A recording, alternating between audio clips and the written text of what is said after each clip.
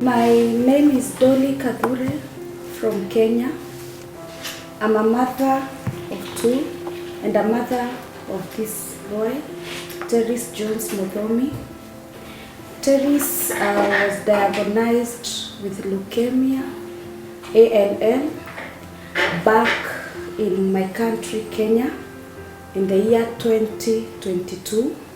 Terris was born as a normal kid who has never been sick, and at the age of 2 he started developing fevers, shivering.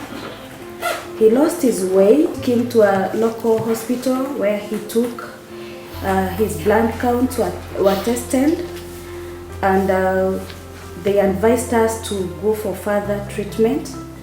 And that's when we went to Gertrude's Hospital in Kenya, and tests were done, and we were referred to Kenyatta National Hospital, where we were told that Terris was suffering from leukemia.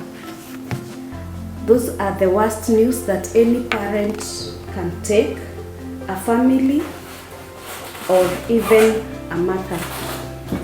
It was very traumatizing for us, and accepting the reality was hard. But we had to walk the journey for our son as a family and as the parents. Doctor in Kenya advised us to seek advice or to seek alternative treatment because we were told that T-cell is not treatable in our country and the child could not heal. So just a question to you, Yes. Dolly. When you found out that Terris has got T-cell lymphoma, what were the first signs in his diet before you even went to the hospital? As you were rushing him to hospital, were the signs, did they just start abruptly, or was it something that you kept noticing? What were the very first symptoms that the child got? The very first symptom was lack of appetite.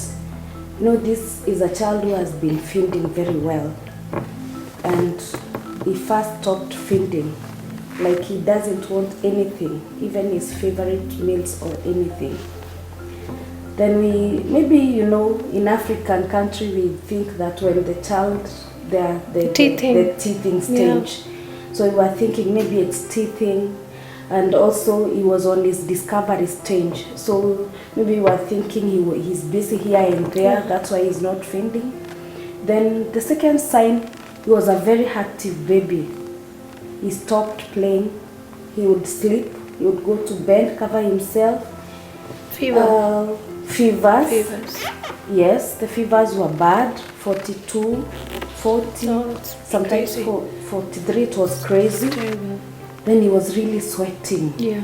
The boy would sweat, soak his clothes, soak the bed sheets. And let me thank all my friends and my colleagues and my family members, because in Kenya getting blood is a real hassle. But what the transition between just when you were in Kenya, how much % of cancer in the marrow did Terris have when she got diagnosed? Okay, when he got diagnosed at first time, he was at 49%. Oh wow! That's when we linked up with Dr. Gaurav, and that's where we started now. Okay. Yes. So coming up from there, so Gaurav sir, when you received Terris, the first BMA you did, sir, what did you find? So for me, relapsed ATP-ALL is a very bad disease, and we had to counsel mother and father regarding the outcomes, because everything is not in our hands, and sometimes you don't know how disease is going to respond.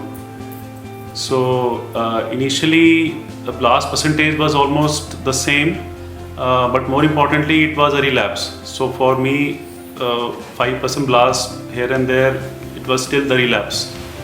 But his condition was so weak that initially we thought probably we would give him high dose chemotherapy and take him up for transplant.